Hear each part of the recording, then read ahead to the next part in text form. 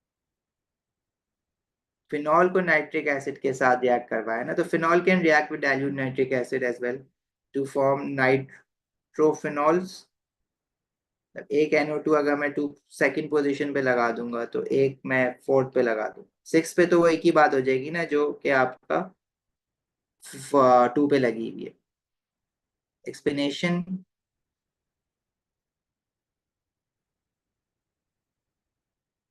both are the major products because 2 4 6 position are more activated. 2 4 or 6 positions, 6 ना भी लिखो तो 2 4 would be enough. 2 4 positions of benzene are more activated. आप activated की जगह can also write negatively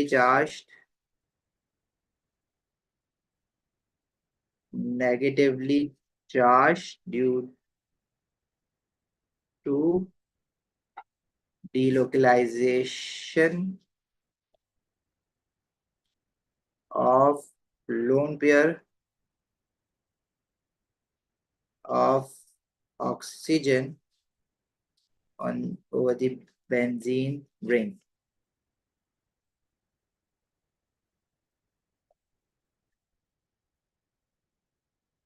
2 4 6 directing नहीं लिख सकते, 2 4 और 6 लिखो या सिर्फ 2 4 डायरेक्टिंग लिखो, हाँ लिख सकते हो 2 4 डायरेक्टिंग। और तो पैरा की टर्म्स में याद किया हुआ है तो वो भी लिख सकते हो, but 2 4 directing would be enough. Part 1 में इलेक्ट्रॉन चार्ज डेंसिटी, पार्ट 1 की हुई है ना, इलेक्ट्रॉन नेगेटिवली चार्ज या किया हुआ था इलेक्ट्रॉन चार्ज डेंसिटी में। OH की बेंजीन रिंग की।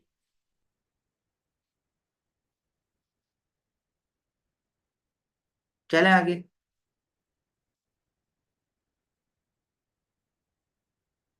क्या? अच्छा, ऑर्गेनिक का तो काम आसान आया हुआ है इस पेपर में। Maleic anhydride is an unsaturated cyclic compound used in the formation of several polymers. Maleic anhydride can be used to form malic acid and tartaric acid. Malic anhydride is being converted to malic acid, then malic acid is converted to tartaric acid. Very simple reactions that you can see over here. ये जो compound functional group है ना, ये अब हमने तो नहीं पढ़ा हुआ ऐसा कोई फंक्शनल ग्रुप। खैर, कैसे कन्वर्ट हुआ है ये भी हमने नहीं पढ़ा हुआ। बट क्या क्या रहा है इसमें, maleic acid react with ethane 1 2 diol to form a condensation polymer. Oh, maleic acid तो ये है, इथेन 1 2 डायोल के साथ रिएक्ट कर रहा है, पॉलीमर बना रहा है। Draw the section of the polymer showing only one repeat unit, मतलब you have to draw two monomers being joined with each other. The new functional group form should be shown fully display, मतलब ester linkage बनेगी, polyester बना रहा है। अच्छा जी, अब skeletal दिए हुए हैं तो स्केलेटल से ही बना लेते हैं, अदरवाइज जरूरी नहीं है। आप परेशान नहीं होइएगा कि भाई स्केलेटल से नहीं बन रहा होता कुछ बहुत सारे लोगों से। तो वी हैव, अच्छा इसमें डिस्प्लेड बनाना है आपको फंक्शनल ग्रुप, कार्बोक्सिलिक है। मैं पहले ही ना ये सिर्फ डायरेक्टली आपका मोनोमर बना रहा हूँ, मॉलिक्यूल बना रहा हूँ। Then we have ethane 1 2 diol. तो डायऑल होगा तो इधर OH होगा, बीच में एक CH2, एक CH2, then one more डायऑल।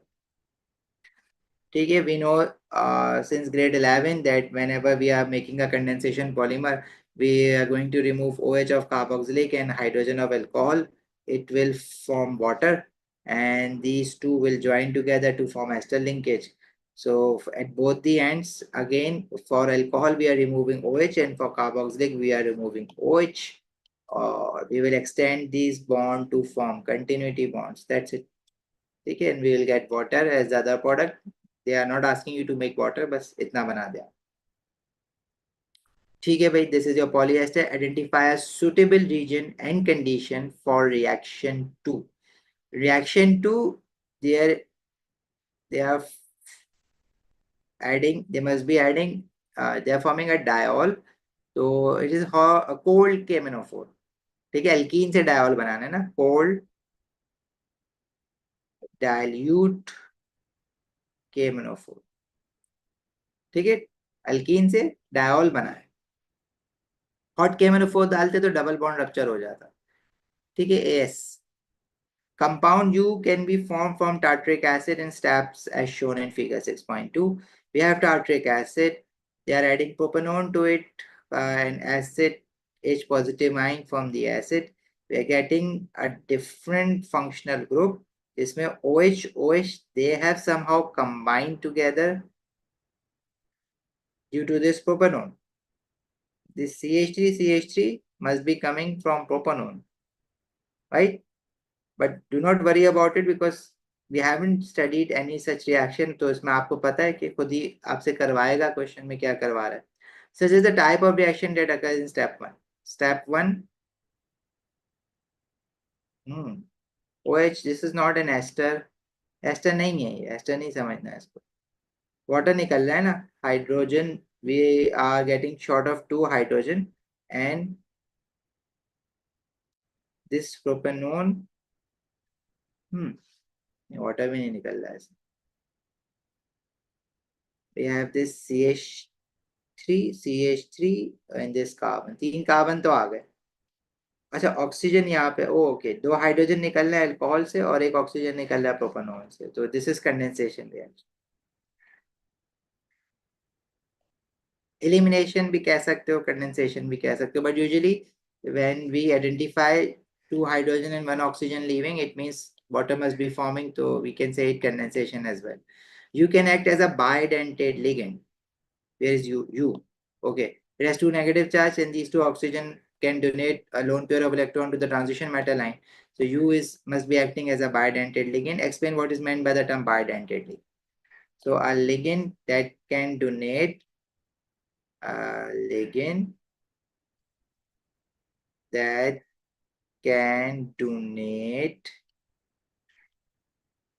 two lone pair of electrons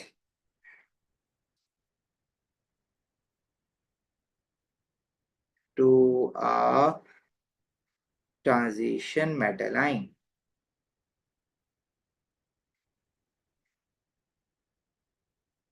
to form dative bonds or 2 dative bonds. I'm short of lines, but there is no need to write it, I guess. That's it. End it over here. But this, they are asking it for 2 marks. Explain what is meant by a ligand that can donate 2 lone pair of electrons to form to a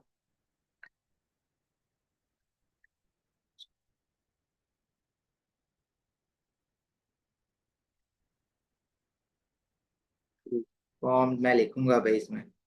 I won't take any risk.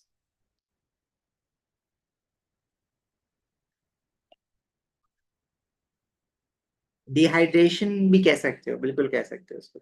Addition elimination तो कहीं से नहीं हो रहा ये reaction में, कहने से वो तो एसाइल क्लोराइड्स में होता है एडिशन एलिमिनेशन, और कहीं होता ही नहीं है. ठीक है, not even a ketone. Ketone में कार्बोनाइल कार्बन होगा ना, डबल बॉन्डेड ऑक्सीजन वाला. कंडेंसेशन इज सेफ, ऑक्सीडेशन भी नहीं कह सकता मैं इसको. मुझे हाउ वुड आई नो कि ऑक्सीडेशन हो रही है? एडिशन ऑफ ऑक्सीजन तो हो नहीं रहा, रिमूवल ऑफ ऑक्सीजन हो रहा है, फिर आप कहेंगे रिडक्शन कहते हैं. बट यूजुअली आपने देखा है ना, कंडेंसेशन कह रहे होते हैं ऐसे रिएक्शन को, यूजुअली पूछते हैं type of reaction. Complete the 3-dimensional diagram to show stereoisomerism with U of a copper metal ion complex. Finally, complex वाला फैलाया है इस बार इन्होंने इस पेपर को, मतलब ट्रांजिशन मेटल ऊपर भी नीचे भी ब्रेक डाउन किया है. So this must be a tetrahedral complex because U is a bidentate ligand. If we are having 3 bidentate ligand, it means each ligand must be forming, if each ligand is forming 2 bonds, so there must be a total of 6 bonds. So octahedral complex, U आपने ऐसे बनाना है. This is your octahedral complex. So octahedral complex में we have seen we can make optical isomers. Like should be mirror images of each other. The only isomerism that we can do in octahedral complex is this thing, optical isomer. हाँ, it doesn't matter अगर आप dotted और वैज में swapping कर दें, कोई फर्क नहीं पड़ेगा. ठीक है, easy part. carbon 13 NMR. A student analysis an aromatic compound C8H8O3 using NMR spectroscopy. Figure 6.4 shows the carbon 13 NMR spectrum of a sample of X dissolved in D2O. Okay. D2O is heavy water. We know that D2O, using D2O, it disappears peaks of alcohol, carboxylic acid, and amines. But right now they are giving you carbon 13 NMR. Carbon 13 NMR पे D2O थोड़ी ना disappear करता है, तो proton environment की disappear करता है. D2O इसमें क्या प्रोटॉन NMR में काम करता है ये. Separate sample of X were analyzed using proton NMR spectroscopy. They have given you carbon 13 NMR and how many peaks? 1, 2, 3, 4, 5, 6, 7, 8. It means there must be 8 carbon 13 environment. We have total of 8 carbon atom in this molecule. Or number of peaks are also 8. It means each carbon atom must be in a different environment. And it is an aromatic compound. So this shows that it must be a benzene ring. A benzene ring, and each carbon of the benzene ring must be having a different environment. It means this benzene ring, जिसमें मैं chains attach करूँगा, it should not shouldn't be having a line of symmetry at all. तभी जाके आपके 8 environment बनेंगे. मतलब यहाँ से एक स्ट्रक्चर का आइडिया हो रहा है. Yes, Nisma, geometric isomerism will happen in square plane और octahedral में भी होती है. ठीक है, बट 3 बाइडेंटेड लिगेंड्स के साथ ऑक्टाहेड्रल में जो है वो सिर्फ ऑप्टिकल हो सकती है. Okay. Separate sample of X were analyzed using proton NMR spectroscopy. Proton NMR भी आ गया. Table 6.1 gives the information obtained from this analysis. So in CDCl3, CDCl3 is just used as a solvent. ठीक है, वो इसलिए use करते हैं to dissolve a sample. And we make sure that this does not contain a hydrogen 1 mass wala isotope, because otherwise it would give its own peak. So that's why we take CDCl3 as a solvent. But when we add D2O, this is basically done to disappear the peaks of 3 different functional group, which is amine, carboxylic, and your alcohol group, so that to identify these groups. Okay, D2O का purpose कुछ और है. But after adding D2O, we can see the 2 peaks are disappearing. It means there must be 2 of the functional group present. That must be from amine से हो सकता है, या carboxylic से हो सकता है, या alcohol से हो सकता है. Identify the number of different carbon environment present in X. अरे क्या घुमा रहा है, proton NMR, carbon NMR. Carbon में एनवायरनमेंट जो है वो मुझे यहाँ से नजर आ रहा है ना, इससे नंबर ऑफ पीक्स काउंट करके 1 2 3 4 5 6 7 8 8 डिफरेंट पीक्स, मतलब 8 different environments. Explain why X is dissolved in D2O before obtaining the proton NMR spectrum. It confirms the presence of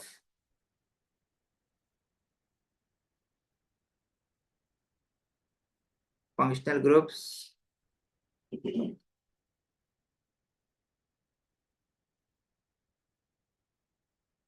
carboxylic group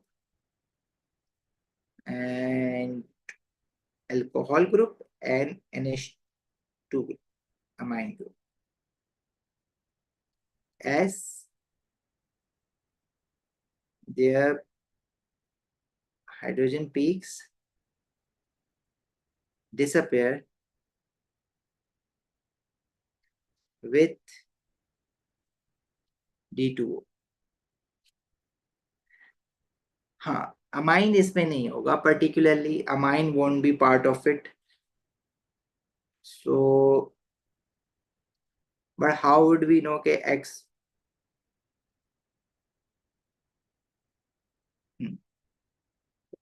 हाँ, but amine इसमें है नहीं ना, नाइट्रोजन नहीं है. लेकिन आप लिख भी दें तो क्या, अभी स्टूडेंट जो कर रहा था उसको क्या पता पहले क्या कंपाउंड है. चलो, make sense if you do not write about amine. Aromatic compound X gives a yellow precipitate when it reacts with aqueous alkaline iodine. Triodoform test. ठीक है, it is positive when you have alcohol and the carbon to which the alcohol is attached must be having a CH3 functional group attached to it. ठीक है, or it is also positive with when we have ketones like the carbon, the carbonyl carbon जिसको हम alpha carbon कहते हैं, the alpha carbon must be having a CH3 attached and also aldehyde. And for aldehyde, it is only positive when we have ethanol present. Like because the only aldehyde that can go that can give iodoform test as positive is the one with only CH3 attached to it. तो वो ethanol ही बन सकता है और कोई बन नहीं सकता. येलो पीपीटी इसी में आते हैं ना आयोडोफॉर्म टेस्ट में. एएस में पढ़ा है आपने एएस में. So you have to suggest the structure of X, and this is most probably the last part of this paper. This is for 4 marks, and yes, बहुत सारी इंफॉर्मेशन दे दी है हमें उसने ऑलरेडी, तो इतना मुश्किल नहीं होना चाहिए अब इसका स्ट्रक्चर प्रेडिक्ट करना. We know that we have a benzene ring, and we also know that we have 8 different carbon environments, so it means there shouldn't be any line of symmetry in this molecule. And secondly, if you see this piece of information here, it says the two peaks are disappearing. It means one of the peak must be like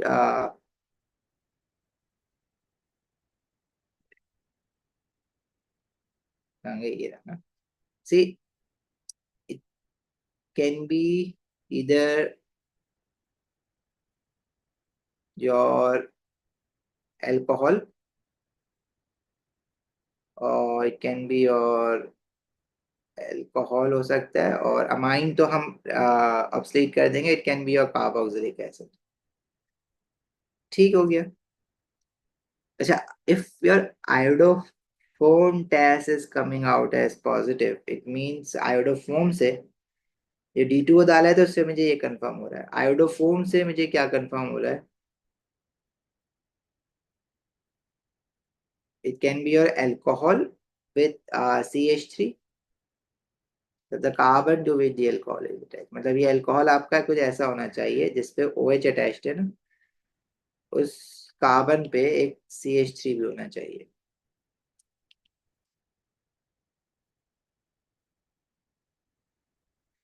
ठीक है, और या तो ये हो सकता है या कीटोन भी हो सकता है, मतलब ये भी इस तरह का भी कीटोन हो सकता है. अच्छा जी, बेंजीन रिंग तो है, दैट इज कंफर्म के बेंजीन रिंग तो इसमें है.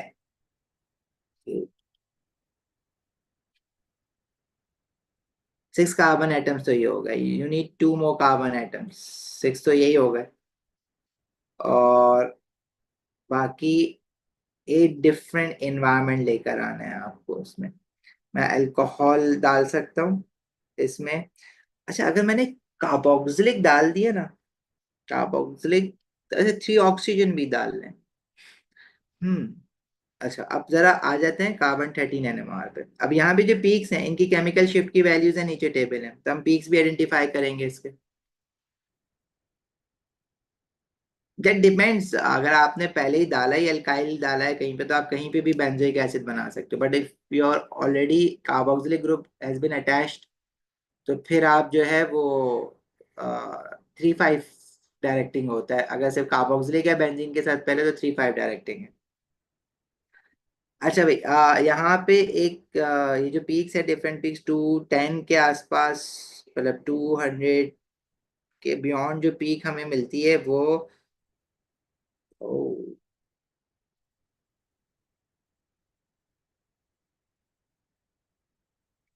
इस तरह है, मतलब कार्बोनाइल है, कीटोन या एल्डिहाइड है. एल्डिहाइड तो नहीं बना सकता मैं, अभी पता लग जाएगा क्यों, क्योंकि मैं आयोडोफोम टेस्ट एल्डिहाइड के साथ पॉजिटिव नहीं ला सकता. अल्कोहल के साथ ला सकता है अलबत्ता.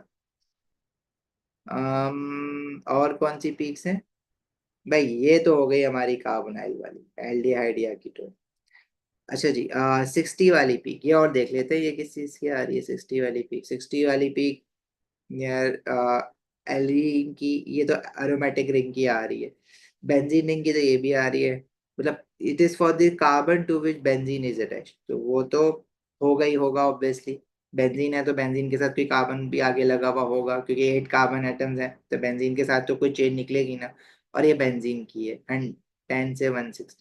अच्छा, बेंजीन के भी जो है ना डिफरेंट इन्वायरमेंट आएंगे, तभी तो 8 इन्वायरमेंट बन रहे हैं। मतलब बेंजीन के 1 2 3 4 5 6 कार्बन है, तो उनकी 110 से 160 के बीच में जितनी भी पीक्स आ रही है ना, 110 से इस 110 से 160 के बीच में इस सारी बेंजीन की 1 2 3 4 5 6, these are all for benzene ring. ये मेरे पास उस कार्बन की है जो बेंजीन रिंग के साथ अटैच्ड है, ये मेरे पास है।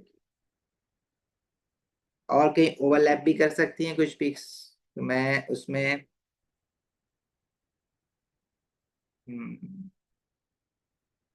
अल्कोहल की हमारे पास होती नहीं है इसमें। चलो लेट्स ट्राई 50 to 70 वाली पीक, अगर मैं अल्कोहल बनाता हूँ। 270 वाली पीक, 52 70, तो ये वाली पीक डिस्प्यूटेड हो गई फिर। अच्छा, लेट्स सी कार्बोक्सिलिक एसिड अगर बनाते हैं, तो कार्बोक्सिलिक एसिड की जो पीक है वो कार्बोनाइल या कार्बोक्सिलिक वाला जो कार्बन है 30 to 65, वो भी कार्बोनाइल के साथ ओवरलैप कर रही है। कार्बोनाइल के साथ it is overlapping with carbonyl carbon.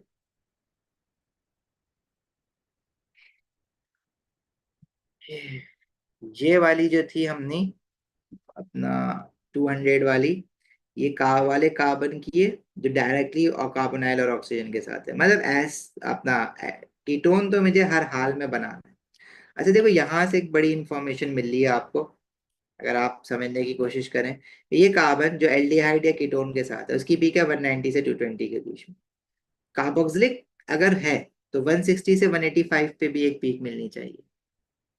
From between 160 to 185 there must be a peak, 160 to 185, इस बीच में ना कोई पीक नहीं।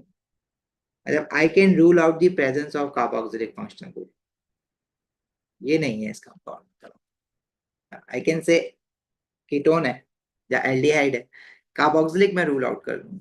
मैं अल्कोहल क्यों नहीं रूल आउट कर पा रहा हूँ? मैं अल्कोहल इसलिए रूल आउट नहीं कर पा रहा हूँ क्योंकि मुझे पता तो है कार्बोक्सिलिक या अल्कोहल में से कोई है, क्योंकि D2O दल है, तो D2O की वजह से पीक डिसअपियर हुई है। अल्कोहल का कार्बन ने डायरेक्टली दिया हुआ नहीं है। मतलब मुझे देखो, कार्बोक्सिल दिया हुआ है, कार्बोनाइल का दिया हुआ है, मैंने कार्बोक्सिलिक रूल आउट कर दिया, कार्बोनाइल मैंने अभी रखा हुआ है।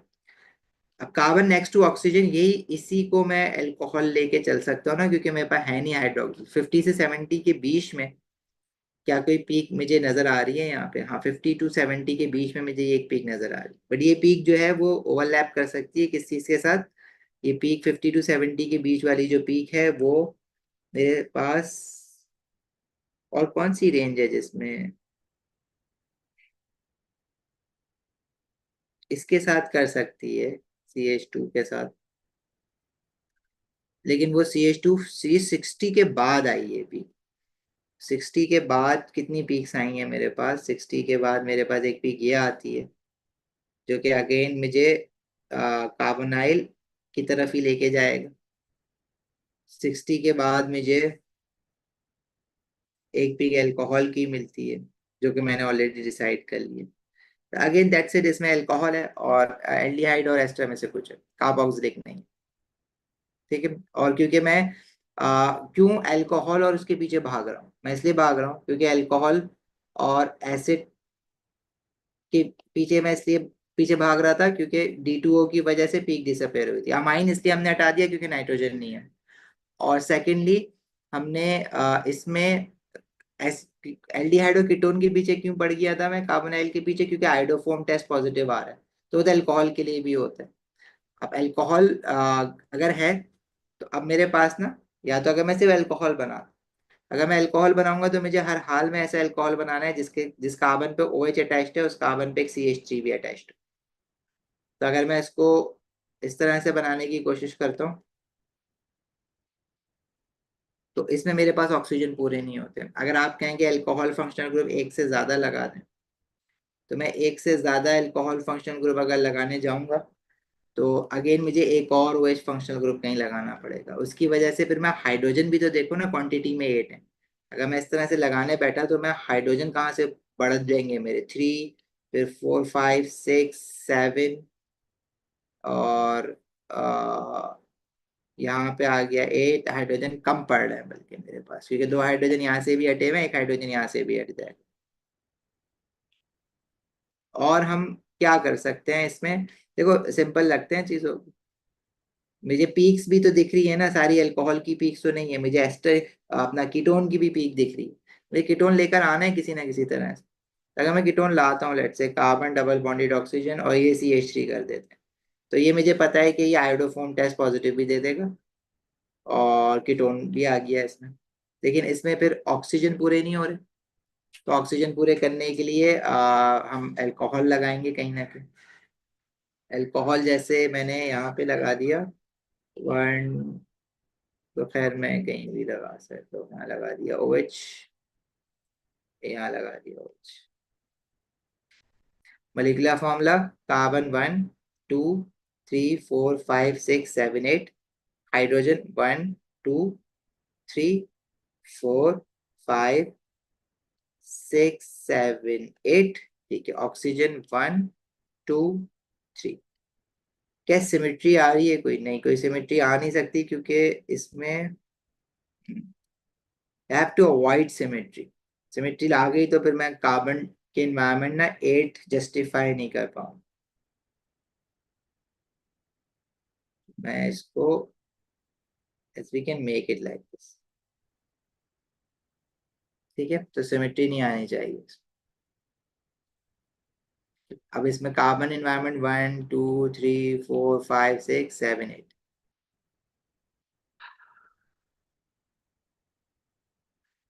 ठीक है भाई, अब एक्सप्लेनेशन क्या लिखेंगे आप इसकी फॉर 4 मार्क्स? इसकी एक्सप्लेनेशन के लिए आप इसमें जो आपने पीक्स, पहले तो आप ये लिखेंगे कि why were you suspecting OH functional group.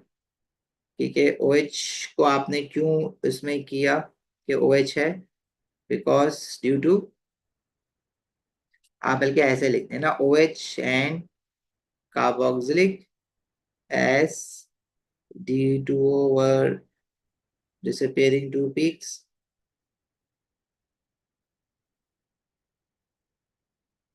two peaks in proton NMR। ठीक है, दूसरा आप ये कह सकते हैं no carboxylic as no peak on carbon 13 NMR,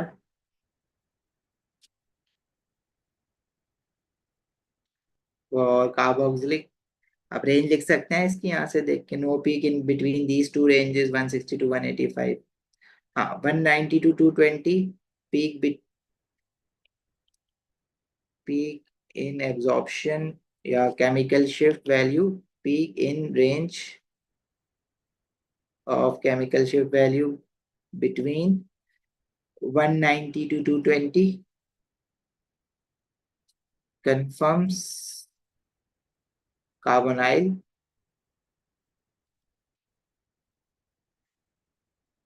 ठीक है, तो कार्बोनाइल की आ गई। अल्कोहल की आप ये वाली एब्जॉर्प्शन लिख दें, peak between 50 to 70 confirms alcohol.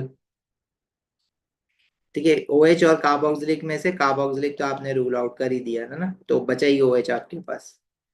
ठीक है, आयोडोफोम टेस्ट के बारे में लिखते हैं, ये iodoform test confirms methyl ketones या methyl group with alpha carbon, या मिथाइल कीटोन लिख दें आप उसको।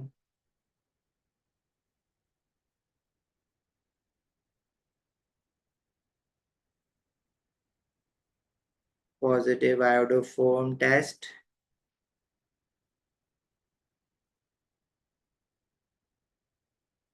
Confirm methyl ketone, 8 carbon 13 environment, so there shouldn't be any symmetry between it, Symmetry in a molecule. Oh,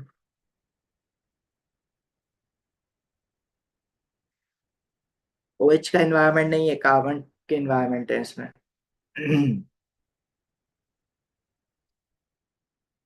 ठीक है भाई। ये पेपर अगर मैं गेज करूँ ना तो easily it can be done with in 2 hours. हाँ, लास्ट का शायद क्वेश्चन आपका फंस जाए, बट हम तो बहुत सारी एक्स्ट्रा बातें करके कर रहे थे ना। अगर हम सिर्फ ये सॉल्व करते रहते तो मेरे हिसाब से तो ये बिफोर 2 आवर्स होना चाहिए। भाई पेपर इज इजी, पेपर आसान था, पेपर मुश्किल नहीं। हाँ भाई, of course you have to revise AS organic as well. I would say 65 something, 60 65 threshold होना चाहिए। इसका पेपर इजी था, इसमें कोई चीज ऐसी बॉक्स नहीं आके गिरी है सर। मतलब मैं ये कह सकता हूँ, ये लास्ट वाला जो पार्ट है ये काफी टाइम बाद इस तरह का इन्होंने इतना विगरस आपको दे दिया है। मतलब इतना खुद से नहीं कहता कि जाओ प्रिडिक्ट करो स्ट्रक्चर, काफी हेल्प आउट कर देता है, उल्टा चलता है, एनएमआर पे जाता है। ये 4 मार्क्स, हाँ ये थोड़े से मुश्किल थे। बाकी ट्रांजिशन मेटल में तो उसने बस केस टैप वाली एक 1 मार्क का फंसाया उसने आपको, वो शायद आपको ना याद रहती हो चीज। बाकी तो ये देखो ना कितना सिंपलर एक्सप्लेनेशन है ये वाला क्वेश्चन देखो। उसके बाद ऑर्गेनिक कितना सिंपल डाला हुआ है इन्होंने इसमें। रिएक्शन कंडीशंस के 6 6 मार्क्स दे दिए यहाँ पे इन्होंने। ऑर्गेनिक सिंथेसिस में तो आप लोग एस से कर रहे हैं, आपको पता ही क्या हो रहा है यहाँ पे। बाकी ये वाली चीज आपको हर पेपर में ही मिल रही है, आपको याद हुए होंगे अब तक वो। और चलो ये फॉर 2 मार्क्स ये मुश्किल होता है।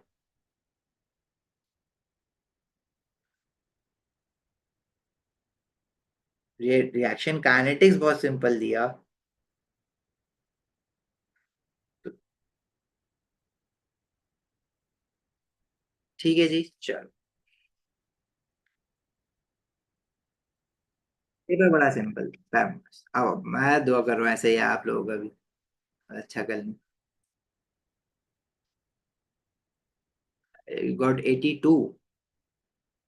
मतलब इस अभी चेकिंग किया आपने तो, तो देखो ना पेपर इजी है तो मुश्किल नहीं है। मतलब 65 60 मार्क्स से तो ऊपर रहना ही चाहिए ये पेपर, हर हाल में रहना चाहिए।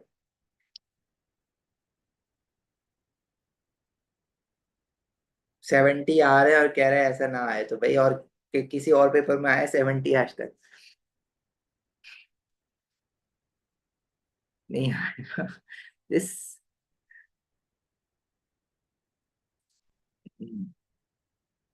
खैर चलो, अब उम्मीद कर रहे हैं कि 25 की सीरीज उसने आसान बनाना शुरू की है तो आसान ही बना दे आप लोग अभी। अब पेपर इजी था ये वाला पेपर, मैं तो रेट करूंगा अभी तक। 2024 2023 के पेपर्स हमने करे तो ये उसमें तो उसके सामने तो कुछ भी नहीं था पेपर यार। ऑर्गेनिक मिक्स हो रही है, हाँ यार, क्या कर सकते हो ऑर्गेनिक का। आपने समरी बनाई है अपनी, आपने अपने रिएक्शंस भी लिख लिए होंगे। अब आप क्वेश्चंस करते करते साथ भी कर रहे हैं, आप कह रहे हैं कि आपने पूरी पास पेपर बुकलेट खत्म कर ली है फिर भी आपको ऑर्गेनिक याद नहीं हो रही है, या तो शायद आपको लग रहा है याद नहीं हो रही है। बुकलेट खत्म नहीं की, वो किसी ने नेस्मा ने आई गेस बोला था कि मैंने बुकलेट भी खत्म कर ली है, फिर भी याद नहीं हो रही।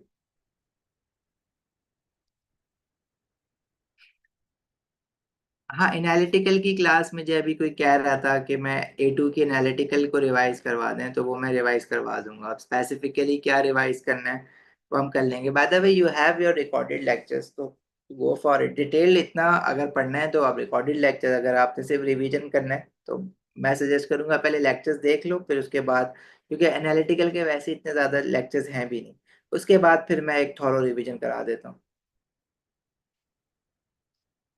आ जाओ मुनीब, कॉलेज आ जाओ, कॉलेज में करा दूँ। वो तो बहुत आसान सी चीज है, उसका अगर लेक्चर खोल के देखोगे तो इतना ट्रैवल करके आओगे क्या समझने के लिए, आई वो गैस लिक्विड क्रोमेटोग्राफी समझने के लिए। आईआर भी है ना, आईआर एएस में है ना। आ तो सकता है, बिल्कुल आ सकता है। एएस का तो कुछ भी आ सकता है।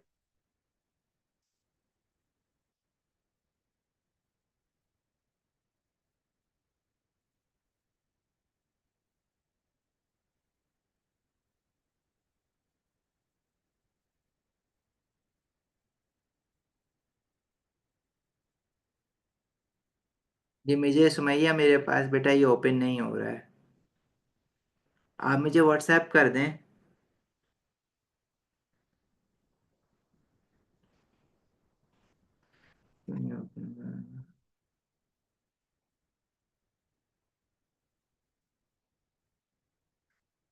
एक मिनट, एक मिनट।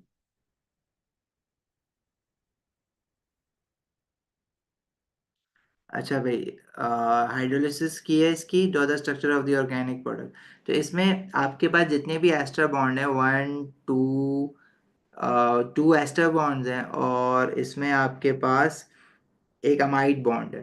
तो इसमें जो आपके बनेंगे वन, दो तो मिथनॉल बनेंगे, और फिर आपका एक प्रोपेनोइक एसिड बनेगा। बाकी बीच से एक चीज बाहर आ जाएगी सारी, जिसमें NH2 होगा एक साइड पे, एक साइड पे कार्बोक्सिलिक होगा, और दूसरे एंड पे भी कार्बोक्सिलिक होगा।